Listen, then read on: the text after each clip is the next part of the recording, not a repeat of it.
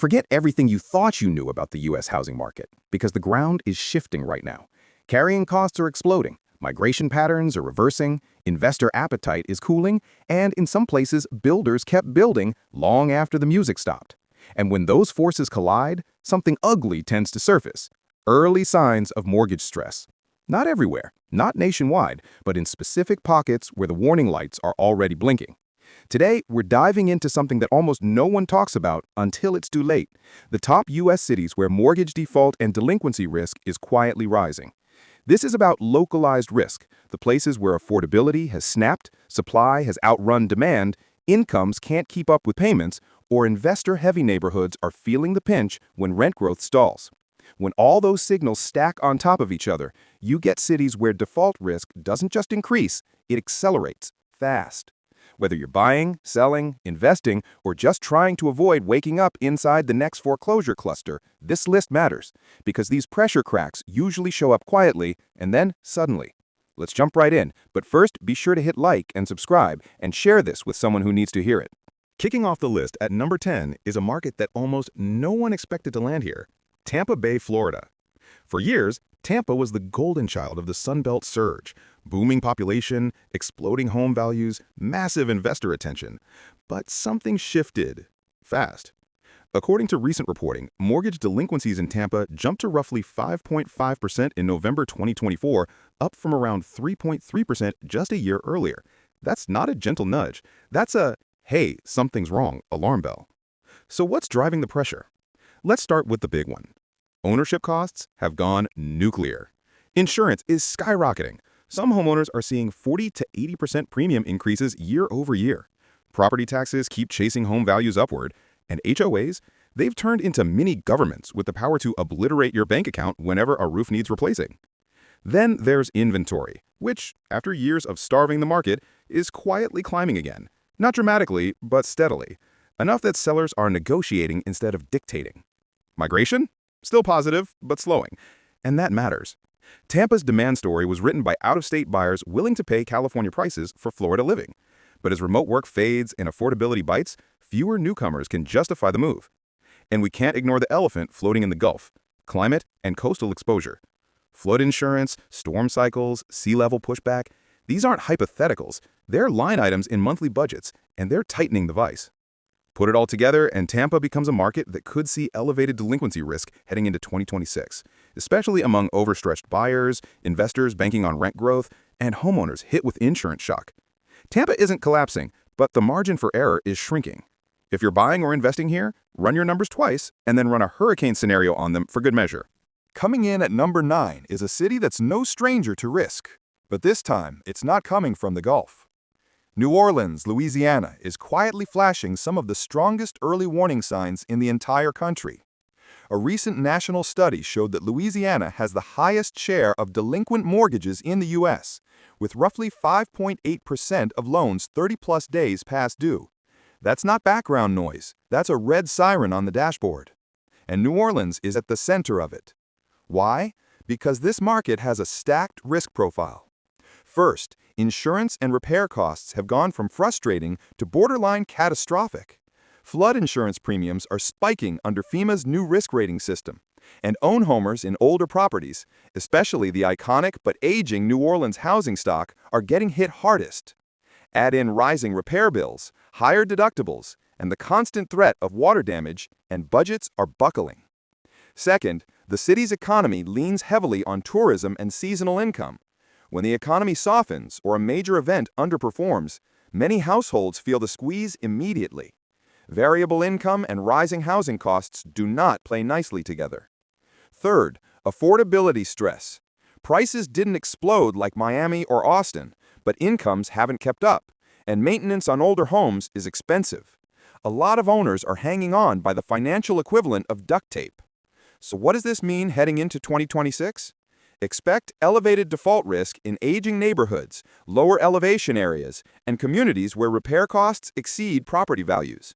These markets become fragile fast when storms, insurance hikes, or job instability collide.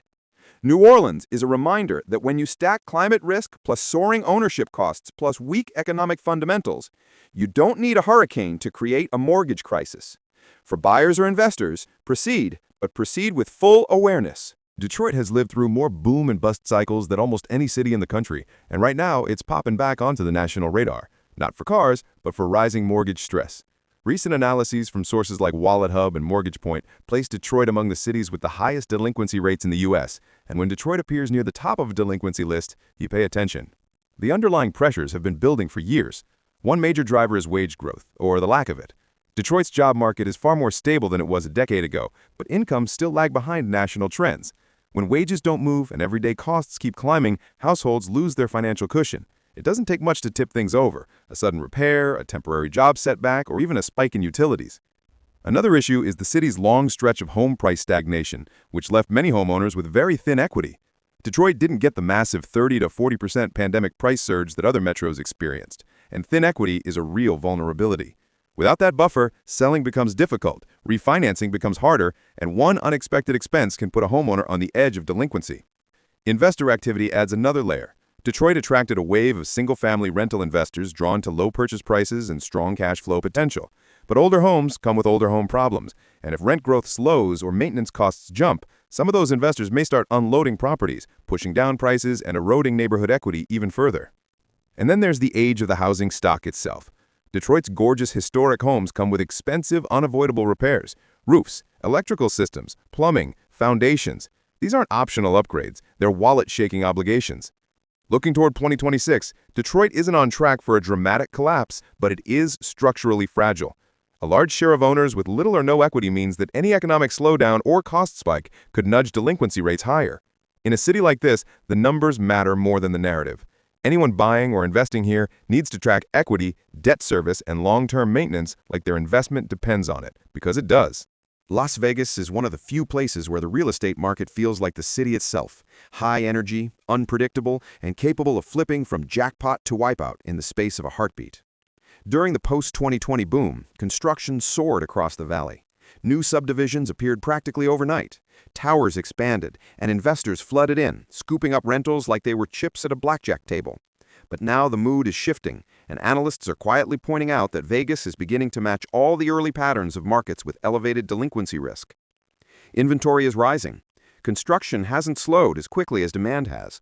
Several reports flag oversupply in the fast-growing edges of the metro, especially where builders went big and investors followed. And when you layer that on top of broader delinquency trends, especially in southern states, which are showing some of the highest early-stage mortgage stress, Vegas suddenly looks less like a rocket ship and more like a market tapping the brakes. A huge piece of the vulnerability comes from the sheer level of investor activity. Entire neighborhoods are dominated by investor-owned homes, which works beautifully when rents keep climbing. But when rent growth cools or vacancies rise, investors don't get sentimental. They exit fast. And those exits can hit prices and equity levels across the board. Add in the fact that Vegas runs on a tourism-heavy economy: hospitality, gaming, entertainment, all industries highly sensitive to national downturns. Even small dips in income can push households into missed payment territory. And with builders still delivering new homes into a stretched affordability environment, supply is arriving whether the demand is there or not. Looking ahead to 2026, the most at-risk areas are the newly built communities, investor-leased properties, and speculative outer belt neighborhoods where inventory is stacking up and buyers are thinning out. Las Vegas is a boomtown, but boomtowns don't coast, they swing. If you're thinking about buying or investing here, run the downside scenario first. In Vegas real estate, the worst bet you can make is assuming the good times always roll. Austin, Texas, once the unstoppable poster child of America's boomtown era, is now showing the first real signs that even the hottest markets can overheat. For years, developers built like the music would never stop: high-rises downtown, mid-rises along every corridor, sprawling suburban complexes on land that 5 minutes ago was a cow pasture. And for a while, demand kept up, but the data is shifting and the rhythm is changing. Austin's rental and multifamily construction exploded during the boom, backed by investors who were convinced that rents would climb forever. Now, rent growth is softening in several submarkets, and when rents cool, it's not just landlords who feel it. It becomes a mortgage problem, especially for anyone carrying high leverage or investor-style financing. The first pressure point is simple: overbuilding. The city added an enormous volume of units, and some of them are taking longer to lease. Supply is finally outrunning the actual demand on the ground. Then there's the investor exposure. Institutional buyers and smaller investors jumped in during the frenzy, banking on fast rent gains and easy refinancing. But softening rents shrink margins, and shrinking margins trigger nervous exits, the kind that can drag prices down across a whole submarket. Layered on top of that is Austin's tech dependency. The slowdown in hiring, periodic layoffs, and the end of the remote work migration wave all mean fewer high-income newcomers pouring in. Without that fuel, demand feels different, thinner, more cautious. And let's talk about the affordability gap. Home prices soared way past what many local wages could support. Highly leveraged buyers, especially those counting on strong rents or appreciation, are now exposed. If rents keep dipping, some investors may struggle to meet debt payments, and those stress points can ripple outward. By 2026, the submarkets with the heaviest new supply and the weakest job growth look the most vulnerable. Higher vacancies, tighter cash flow, and more distressed listings. Austin's boom was legendary, but no boom guarantees safety. In this market, the real question isn't how fast did it grow, but can the numbers still survive a downturn? At number 5, we land in Phoenix, Arizona, a city that blasted through the 2020s like a rocket and is now starting to feel the gravity pulling it back down. For years, Phoenix was the poster child of pandemic-era migration. Californians arrived by caravan, builders unleashed non-stop construction, and prices shot up so fast you practically needed goggles. But that surge has cooled, and the slowdown is starting to show in the data. Overconstruction is one of the big culprits. Developers went all in, rolling out entire master-planned communities at breakneck speed. That was fine when demand was bottomless, but now the supply conveyor belt is still running while buyer traffic has thinned, especially at the starter home level. At the same time, home prices outran local wages by a mile. When incomes can't support the cost of living, households become stretched, and stretched households don't have much margin for rising costs or economic shocks. Phoenix is also dealing with a flood of new inventory. Both single-family homes and massive build-to-rent projects are hitting the market, and when that happens during a migration slowdown, sellers and landlords lose their leverage. And yes, migration has slowed. One of Phoenix's biggest superpowers is weakening. Fewer high-income relocators, fewer remote workers, fewer Californians looking to escape the coast. With that inflow fading, some neighborhoods lose support for their elevated pricing. Delinquency risk shows up most clearly among entry-level buyers who purchased at peak prices with razor-thin equity. Newer builds are vulnerable too, because values haven't had time to stabilize. By 2026, the most likely outcome is price stagnation or mild declines in oversupplied pockets, and historically, that's when delinquency rates start inching up. The real message: Phoenix isn't one market. Established neighborhoods are holding steady, but fringe developments are where the cracks can appear first. If you're buying or investing here, zoom all the way in, block by block, not headline by headline. Cape Coral and Fort Myers absolutely exploded during the pandemic. Not just hot market hot, more like the floor is lava hot. Homes vanished in hours, prices rocketed, and out-of-state buyers treated the Gulf Coast like it was the last affordable paradise on earth. But now the glow is fading, and the cracks beneath that explosive growth are becoming harder to ignore. This region saw some of the fastest home price appreciation in the entire country from 2020 to 2022, and rapid appreciation almost always comes with a hangover. The symptoms are now showing up in all the classic places. A huge chunk of purchases came from investors, snowbirds, and remote workers chasing sunny tax codes and cheaper living, at least on paper. Many of them bought high, built thin equity positions, and are now staring down ownership costs rising in every direction. And the biggest hit? Insurance. Florida's insurance crisis has turned premiums into a second mortgage. Some owners now pay more in insurance than property taxes, and that's before adding flood coverage to the bill. Then, the reassessment started rolling in. Property values jumped so dramatically, the tax bills are now giving homeowners heartburn. Add in HOAs, storm-proofing requirements, deferred maintenance, and lingering repair costs from previous hurricanes, and the full cost of owning here has outpaced what many newcomers budgeted for. That's where delinquency risk creeps in. Seasonal owners, retirees on fixed incomes, and investors who assumed rents would keep rising are feeling the squeeze first. High carrying costs and unpredictable income streams are not friends. Looking ahead to 2026, more speculative neighborhoods, the ones flooded with investor activity or rapid construction, are the most vulnerable. Price corrections are likely, and over-leveraged buyers could see real default pressure if insurance spikes again. In markets that boomed this fast, the come-down can be just as swift. In Cape Coral and Fort Myers, timing isn't just a factor, it's the entire game. Miami's the kind of city that looks bulletproof from far away. All glass towers, neon glow, and prices that seem to defy physics. But up close, the mat starts sweating a little. For years, Miami's been flashing full-volume warnings in every major bubble risk index. Not subtle warnings. We're talking, your smoke alarm is screaming at 3 a.m. levels. And the core issue is simple. Prices, rents, and local incomes no longer line up. They've completely broken up, blocked each other, and joined different group chats. But the demand? Oh, it still pours in. International buyers, cash-heavy investors, developers dropping new luxury towers like limited edition sneakers. Miami's a global brand, and global capital treats it like a lifestyle product. Great during the boom, very moody when the winds shift. And that's where the real risks start stacking up. First, investor-driven demand. It juices the market on the way up, but these buyers are not sentimental. If returns dip, if currency shifts, if regulations tighten somewhere overseas, they vanish fast. Then you've got the climate and insurance situation, which has gone from annoying to, did my insurance bill just grow a second insurance bill? Ownership costs here are escalating like Miami nightlife tabs at 1 a.m. And people living in older waterfront towers, surprise special assessments have become a recurring horror genre. One day it's concrete repairs, the next it's structural reinforcement, each one with a 5-figure donation request. Add in rising taxes, rising HOAs, rising everything, and you get a market where carrying costs are outpacing wage growth by miles. That's where delinquency risk creeps in, quietly, especially for owners in older high-rises with aging infrastructure and shrinking reserves. Looking toward 2026, more analysts see the luxury condo segment as the likely first domino. Not a dramatic crash, but a visible soft crack at the top that ripples downward. The takeaway? Even the world's most glamorous, high-demand markets have weak points.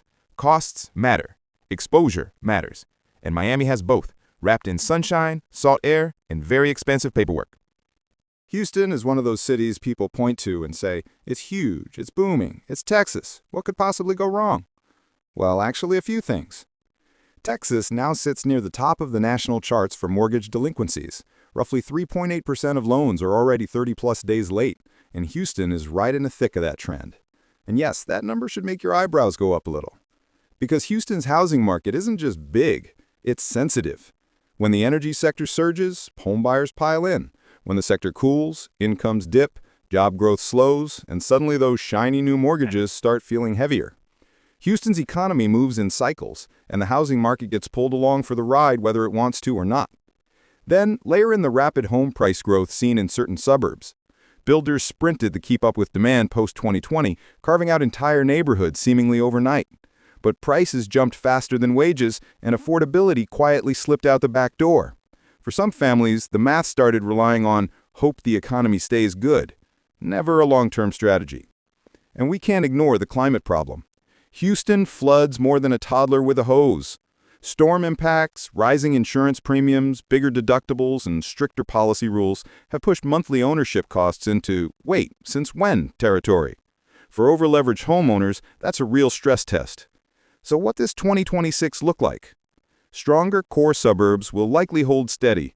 Houston is still a powerhouse.